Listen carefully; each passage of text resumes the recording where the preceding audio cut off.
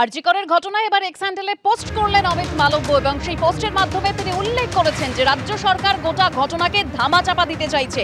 পিতামাতা হওয়া এখনো কি স্বপ্ন? অ্যাপোলো ফার্টিলিটির সাথে আপনার পিতামাতা হওয়ার স্বপ্ন পূরণ করুন। বিনামূল্যে পরামর্শের জন্য কল করুন 9953922843। একজন সিভিক ভলান্টিয়ারকে গ্রেপ্তার করেছে কলকাতা পুলিশ, কিন্তু মৃতার দেহে 11টি ক্ষত রয়েছে, চোখ দিয়ে রক্ত বেরোচ্ছিল।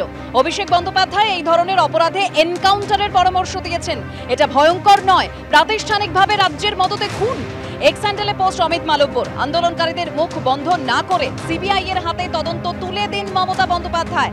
এক্স হ্যান্ডেলে পোস্ট বিজেপি নেতা অমিত মালব্যর। আর এবার আরজিকরের ঘটনা নিয়ে স্বাস্থ্যমন্ত্রী জেপি নাড্ডাকে এবার চিঠি লিখলেন কেন্দ্রীয় মন্ত্রী সুকান্ত মজুমদার। কেন্দ্রীয় স্বাস্থ্যমন্ত্রী জেপি নাড্ডাকে চিঠি সুকান্ত মজুমদারের এবং তিনি অনুরোধ করছেন বিজেপি রাজ্য সভাপতির যা অনুরোধ, মেডিকেল কাউন্সিল অফ ইন্ডিয়ার টিম পাঠিয়ে বাংলার বিভিন্ন মেডিকেল কলেজে পরিদর্শন করা হোক।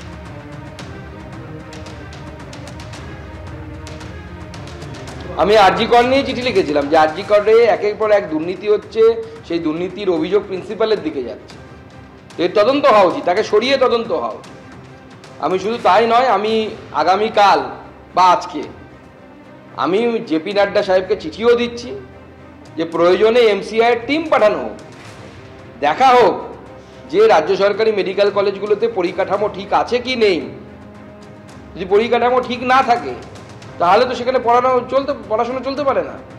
প্রথমত আমি আপনাকে বলি, কেন্দ্র স্বাস্থ্য ব্যবস্থার কথা বললেই এখনো দগদগে গায়ের মতো মনে পড়ে যে কোভিডের সময় আমাদের নদীতে ডেড বডি ভেসে বেরিয়েছে, কোভিডের সময় নদীর তীরে তীরে গণচিতা জ্বলেছে। এবং আপনি যে এমসিআইয়ের কথা বলছেন, এমসিআই নয়, এমসিআইকে দুর্নীতিগ্রস্ত তকমা দিয়ে গায়ের জোরে ন্যাশনাল মেডিকেল কমিশন তৈরি করেছে এবং সেই ন্যাশনাল মেডিকেল কমিশনও ইতিমধ্যে বিভিন্ন দুর্নীতির দায়ে অভিযুক্ত। এবং সেই ন্যাশনাল মেডিকেল কমিশনও যে নিরপেক্ষভাবে কাজ করছে না, তারাও যে বিজেপির অন্যান্য সংগঠনের যে প্রতিহিংসা পরায়ণতার নীতি, সেই নীতি মেনেই তারাও যে বিরোধী শাসিত রাজ্যগুলোতে প্রতিহিংসা পরায়ণতা এবং স্টেপ মাদারলি অ্যাটিটিউড করছে, সেটা সম্প্রতি বাংলায় ন্যাশনাল মেডিকেল কমিশনের যে ডেলিগেশন এসেছিল তাদের আচার আচরণ এবং কথার মধ্যে দিয়ে প্রমাণ পাওয়া গেছে। পুলিশ কমিশনার বিনীত গোয়েল তিনি স্পষ্ট জানিয়ে দিয়েছেন, যদি আন্দোলনকারীদের কোনো রকম কোয়ারি থাকে সরাসরি পুলিশের সঙ্গে যোগাযোগ করতে পারেন তারা। আরো বিস্তারিত তথ্য আমরা জানবো। ময়ূর ঠাকুর চক্রবর্তী আমাদের অপর প্রতিনিধি রয়েছেন। ময়ূর,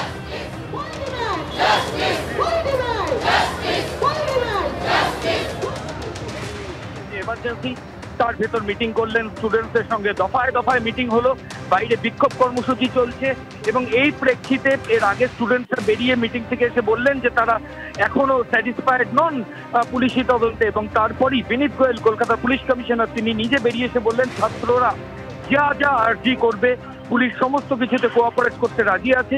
ইতিমধ্যে একজন অ্যাসিস্ট্যান্ট কমিশনার যার দায়িত্বে আরজিকর মেডিকেল কলেজ হাসপাতাল ছিল, এই আউটপোস্ট ছিল, সেই অ্যাসিস্ট্যান্ট কমিশনারকে কিন্তু কলকাতার পুলিশ কমিশনার রিমুভ করে দিলেন। কারণ ছাত্রদের একটা দাবি ছিল, যেহেতু আরজিকর মেডিকেল কলেজের মধ্যে এরকম নৃশংস একটা ঘটনা ঘটেছে, কাজেই অ্যাসিস্ট্যান্ট কমিশনার তিনি দায় অস্বীকার করতে পারেন না এবং ঠিক সেই কারণেই অ্যাসিস্ট্যান্ট কমিশনারকে রিমুভ করার একটা আর্জি ছাত্রদের তরফ থেকে এসেছিল। পুলিশ কমিশনার বিনীত গোয়েল প্রায় 2.5 ঘন্টা ধরে মিটিং এর পর বাইরে এসে সাংবাদিকদের যেটা জানালেন, আমরা কোয়েশ্চেন করেছিলাম যে ছাত্রদের এই দাবি কি আপনারা মানছেন, তার প্রেক্ষিতে কলকাতার পুলিশ কমিশনার জানিয়েছেন যে হ্যাঁ, ওই অ্যাসিস্ট্যান্ট কমিশনার যার বিরুদ্ধে ছাত্ররা অভিযোগ আনছিল তাকে কিন্তু রিমুভ করা হয়েছে। এর পাশাপাশি কলকাতার পুলিশ কমিশনার আরো কয়েকটা জিনিস জানিয়েছেন যে কিছু কিছু সোশ্যাল মিডিয়া এবং কিছু জায়গায় গুজব ছড়াচ্ছে এই ঘটনাকে কেন্দ্র করে, কাজে এই ধরনের গুজবে যাতে কেউ কোনোভাবে ইনফ্লুয়েন্স না হয় পুলিশ আধিকারিকরা ইনভেস্টিগেশন করছেন এবং সেই ইনভেস্টিগেশনের প্রেক্ষিতে যা যা করার তাই করছেন। অর্থাৎ পুলিশ কমিশনার এটাও উল্লেখ করেন যে মাল্টিপল অ্যাকিউজদের